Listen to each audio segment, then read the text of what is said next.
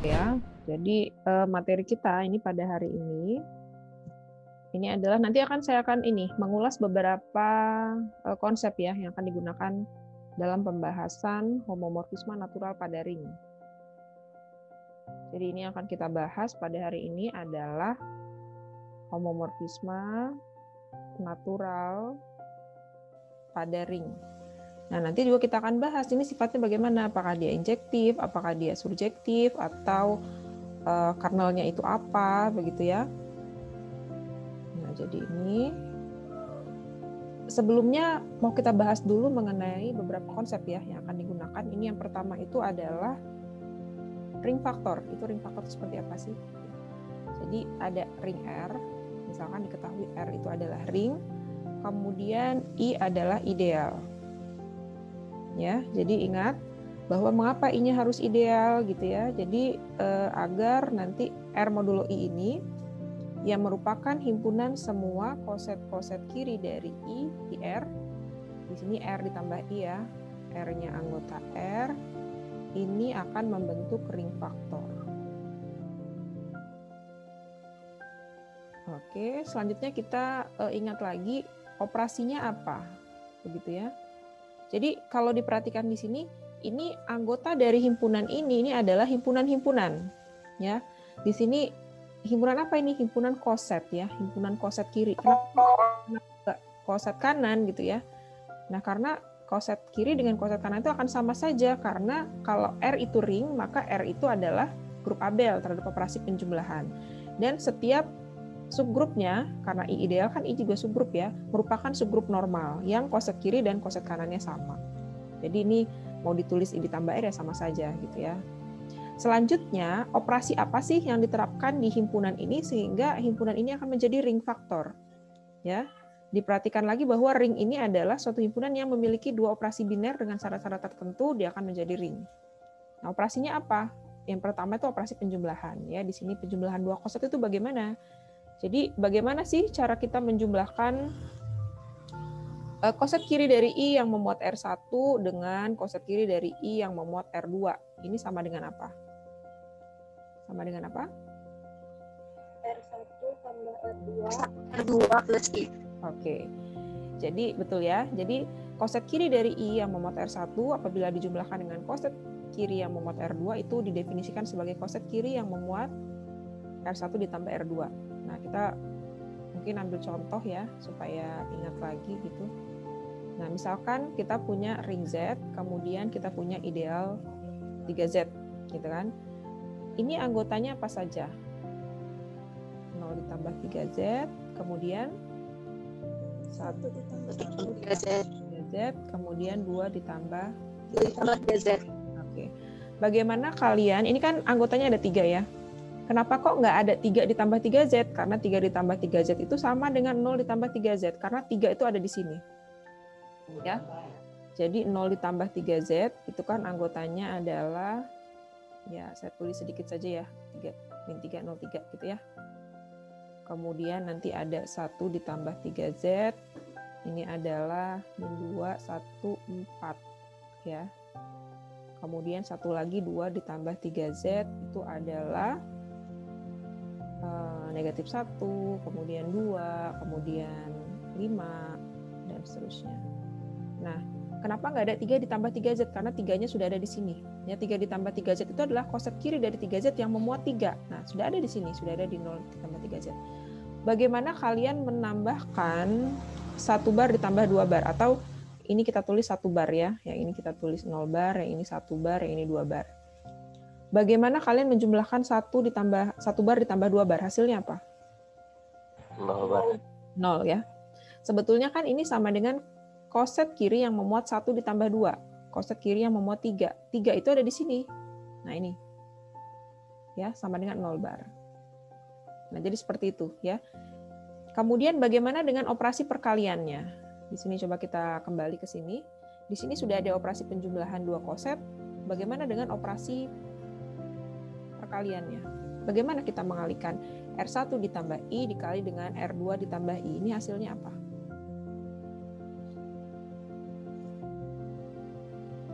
R1 tambah R2 tambah 2 R1 kali R2 ya. R1 dikali R2 ditambah I. Kalau ini yang ini yang dikali. Jadi bagaimana mengalihkan dua koset kiri? Koset kiri dari I yang memuat R1 dengan koset kiri dari I yang memuat R2, yaitu hasilnya adalah apabila kita kalikan, hasilnya adalah koset kiri dari I yang memuat R1 dikali R2. Jadi seperti ini. Nah, dengan dua operasi ini, ya, dengan syarat I-nya ideal, maka nanti operasi ini bersifat well defined. Ini kalian bisa lihat lagi di materi latar belakang terbentuknya ideal, ya. Jadi ada kenapa kok ini harus ideal? Karena supaya operasi ini bersifat well defined dan nanti himpunan R modulo I bersama dengan penjumlahan dan perkalian koset ini dia akan membentuk ring. Nah, ini yang dinamakan dengan ring faktor. Nah, jadi seperti ini ya. Jadi ini definisinya. Definisi dari operasi ya. Jadi operasi biner pada himpunan semua koset-koset kiri dari I di R. Nah, jadi seperti ini. Sehingga dia akan membentuk ring faktor. Oke, kemudian pertanyaan selanjutnya. Elemen netralnya apa sih di ring R modulo ini? Elemen netral terhadap operasi penjumlahan koset. Siapa ya? Yang apabila dijumlahkan dengan R ditambah I itu hasilnya adalah R ditambah I. Kira-kira elemen netralnya siapa? 0 plus 0 plus I. Ya, jadi elemen netralnya ini kita perlukan nanti ya pada saat kita menentukan kernelnya. Kita perlu elemen netral di I terhadap operasi penjumlahan itu adalah 0 ditambah I. Kenapa nggak 0 aja ya? Karena kalau di R modulo ini kan anggotanya itu adalah koset-koset gitu ya. Koset-koset kiri dari I ya berarti bentuknya ya harus himpunan 0 ditambah I seperti ini. Dan ini apabila dijumlahkan dengan setiap koset kiri yang lain itu hasilnya adalah koset itu sendiri. Ya, udah paham ya? Ini seperti ini. Selanjutnya, ini saya hapus. Nanti dengan adanya contoh ini juga kalian bisa mengalihkan kalau 2 dikali 2 bar dikali 2 bar itu hasilnya berapa bar kalau di Z3? 2 dikali 2 bar dikali 2 bar hasilnya apa? 1, Bu. 1. Oke ya. Sebetulnya kan 4 tetapi 4 itu ada di kelas yang memuat 1. Nah, selanjutnya kita akan memiliki 2 ya. Jadi tadi kita punya satu ring yaitu ring R, kemudian kita tadi sudah membentuk ring faktornya. Nah, jadi di sini tadi kita punya R, kemudian kita punya ring faktornya. Nah, yang ini tadi yang sudah kita bentuk ya dari I-nya ideal, kemudian kita bentuk himpunan semua koset-koset kiri dari I di R. Kemudian kita definisikan nih seperti ini. Jadi dari R itu kita petakan ke R ditambah I. Gitu ya. Jadi dari R ke R ditambah I. Ya, kita namakan saja pemetaan ini dengan P. Nah. Jadi seperti tadi ya, kalau misalnya kita ambil contoh yang tadi, misalnya Z ke Z modulo 3Z gitu ya. Tadi ya isomorfis dengan Z3 ya. Anggotanya 0 bar, 1 bar, dan 2 bar gitu ya. 0 ini kita petakan ke kelas yang memuat 0. 0 ditambah I. 1 kita petakan ke 1 ditambah I. 2 kita petakan ke kemana nih? 2 ditambah I ya. Kemudian nanti 3. Kelas yang memuat 3 itu di mana nanti? Kan 0. Ya, kan 0 juga. Nah, jadi seperti itu. Nanti 4 itu dipetakan ke 1 ditambah I, dan seterusnya. Jadi aturannya seperti itu. Ya. Kemudian di sini, kalau seandainya kita punya S itu dibawa kemana? S ditambah I. S ditambah I. Ya, jadi S ditambah I.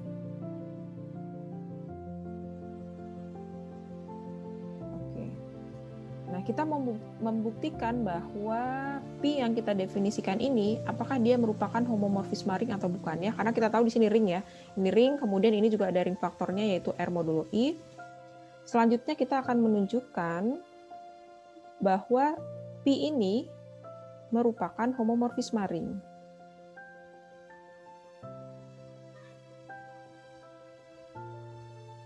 Merupakan homomorfisme ring. Oke ya, kita perlu 2 elemen. Jadi diberikan sebarang 2 elemen di R ya. R, S, anggota R. Untuk homomorfisme ring syaratnya ada berapa ya?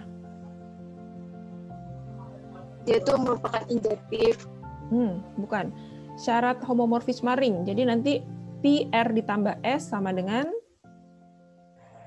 PR Oke, kemudian perkaliannya ya. Jadi nanti PR dikali S itu akan kita tunjukkan sama dengan PR dikali PS. Oke, sekarang ini seperti ini. Kalau R dibawa ke R ditambah I, S dibawa ke S ditambah I. Bagaimana dengan R ditambah S? Ini dibawa kemana? R ditambah S ditambah I. Betul. Di R ditambah S ditambah I. Ini berdasarkan definisi yang ini sama dengan apa? Sama dengan ini. R ditambah I R ditambah S. ditambah I, oke. Ditambah S ditambah I. Yang ini sama dengan apa? P R. Yang ini PS. PS. Oke, syarat pertama terpenuhi. Kemudian kita mau lihat yang perkaliannya. PRS. Kalau RS ini dibawa kemana ya oleh P? RS RS plus I. tambah I. Kemudian dengan definisi ini sama dengan apa? R ditambah I ditambah I ditambah S. Dikali ya. Sekarang dikali ya. S ditambah I. Yang R ditambah I ini adalah PR, yang ini adalah PS. Oke, ya. Jadi 2 syarat homomorfisme ring terpenuhi ya. Jadi di sini jadi terbukti bahwa P ini merupakan homomorfisme ring. Ya, jadi seperti itu.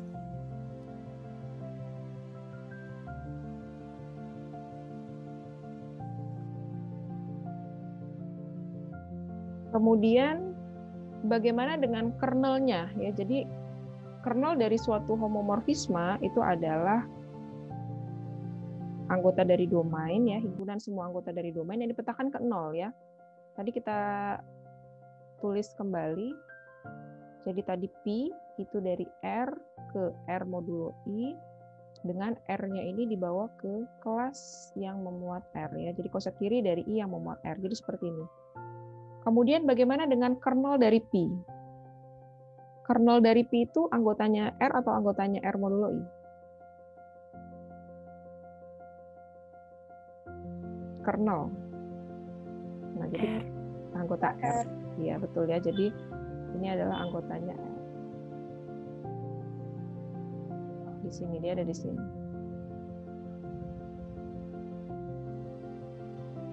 Nah, jadi kernel itu ada di sini. Nih, kernel itu yang dipetakan kemana? Yang dipetakan ke nolnya.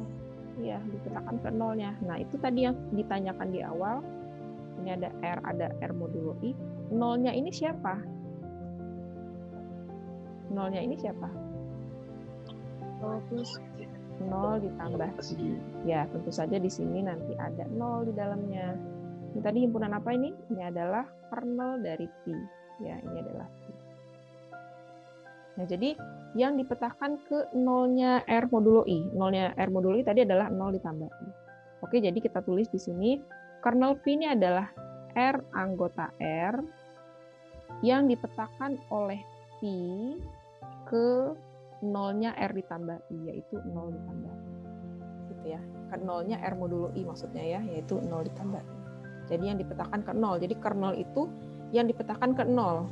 Elemen identitas terhadap operasi penjumlahan. Nah, kebetulan elemen nolnya itu adalah 0 ditambah I, sehingga ini kita tulis 0 ditambah I. Oke, sekarang kita lanjutkan. PR-nya ini apa? R dipetakan kemana?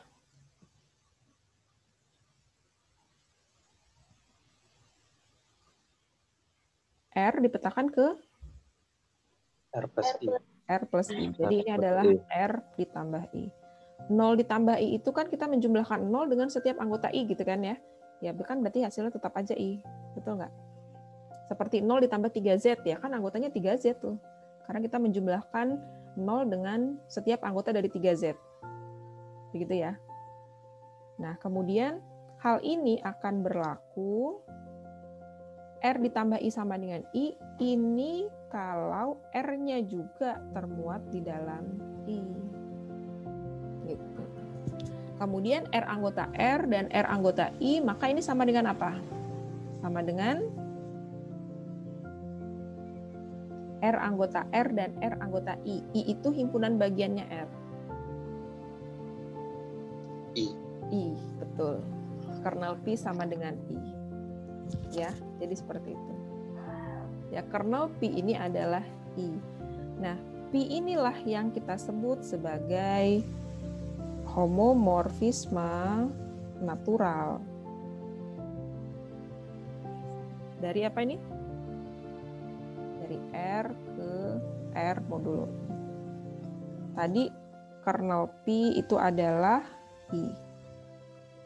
Nah, artinya apa? Kalau kalian punya ideal yang lain, kalau misalnya kalian punya ideal yang lain, misalnya idealnya J gitu ya. Sini ada J. Kalau kalian punya ideal J, maka kalian bisa membentuk R modulo J. Maka kalian bisa membentuk homomorfisme apa? Homomorfisme natural dari R ke R modulo J.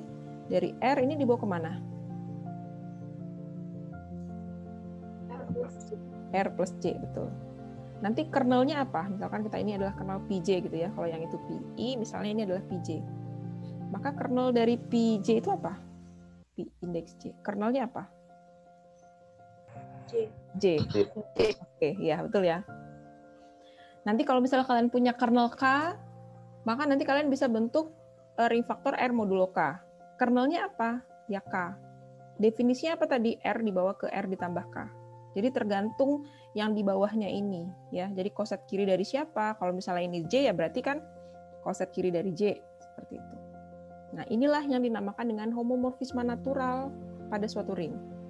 Coba ya, kita ambil contoh sama seperti yang tadi. Misalnya kan kita punya Z gitu ya. Ini adalah Z. Kemudian kita punya ring faktor, tadi yang kita bahas adalah R modulo 3Z. Oh, Z ya, kita langsung saja tulis Z. Ini Z, kemudian ini Z modulo 3Z ya. Ini 3Z ini kan idealnya Z. Nah, sekarang di Z ini kita ambil beberapa contoh. Ini ada 0, ada 1, ada 2, ada 3, dan seterusnya ya. Kita ambil sampel beberapa saja, kemudian yang lain. Sedangkan yang di Z modulo 3Z ini ada siapa? Ada 0 ditambah 3Z, ada 1 ditambah 3Z, ada 2 ditambah 3Z. Oke, anggotanya hanya 3 ya, tidak ada lagi 3 ditambah 3Z itu sama dengan 0 ditambah 3Z. Nah, bagaimana kita mendefinisikan homomorfisme natural dari ring Z ke ring faktor Z modulo 3Z? 1 dibawa kemana? 0, maksud saya 0 dibawa kemana? 0. 0 tambah 3Z. 0 ditambah 3Z. 1? 1 tambah 3Z. Oke, 1 bar ya. Kalau 2? 2 tambah 3. 2 tambah 3Z. Kalau 3? 0 tambah 3Z. 0. Oke, ya, jadi seperti itu. Jadi inilah yang dimaksud dengan homomorfisme natural. Jadi dia hanya membawa suatu anggota di ring R ke koset kiri yang memuat dia. Begitu. Oke, karena kalian sudah lihat gambar ini, kira-kira homomorfisme natural itu injektif tidak sih? Injektif nggak? Tidak injektif. Tidak injektif, karena kita lihat di sini ada 2. Baru 2 loh, nanti 6 juga kan ke 0. 0 bar, betul nggak? Iya. Ya, jadi homomorfisme ini tidak injektif. Homomorfisme natural ini tidak bersifat injektif. Tetapi menurut kalian kira-kira, ini nanti kalau misalnya ada 4 ke 1 ya, 1 bar ya. Nanti kalau ada 5 ke 2 bar gitu ya. Nah, kemudian kira-kira dia ini surjektif nggak sih?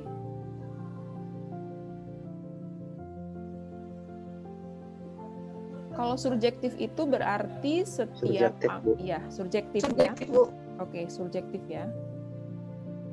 Jadi untuk setiap yang anggota di sana misalnya R ditambah I ya. R ditambah I anggota dari ring faktornya.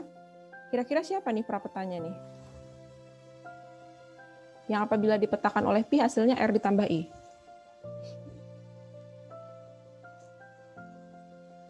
Siapa yang dipetakan R? Oke.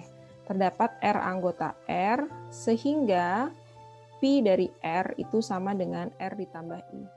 Ini sama dengan ya.